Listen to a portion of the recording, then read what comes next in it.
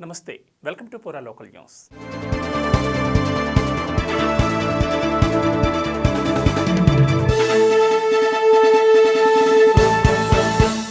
కాళేశ్వరం ప్రాజెక్టులో జరిగిన అవినీతిపై కాంగ్రెస్ ప్రభుత్వ వైఖరి ఏంటో చెప్పాలని బీజేపీ రాష్ట్ర చీఫ్ కిషన్ రెడ్డి అన్నారు. కాళేశ్వరం ప్రాజెక్టులో జరిగిన అవినీతిపై దర్యాప్తు ఏమైందని ప్రశ్నించారు.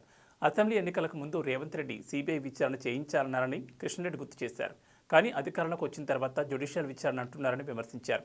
బీఆర్ఎస్ కాంగ్రెస్ మధ్య ఏమైనా ఒప్పందం జరిగిందా అని ప్రశ్నించారు. తక్షణమే కాళేశ్వరం ప్రాజెక్టుపై ప్రభుత్వం సిబిఐ విచారణకు ఆదేశించాలని ఆయన డిమాండ్ చేశారు.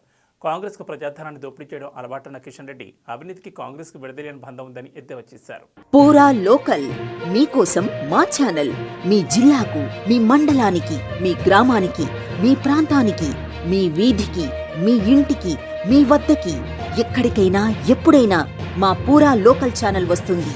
మీరిచ్చే సమాచారాన్ని అందరికీ చేరువయ్యేలా చేస్తుంది. మీ గొంతుకని ప్రతి ఒక్కరికి వినిపిస్తుంది.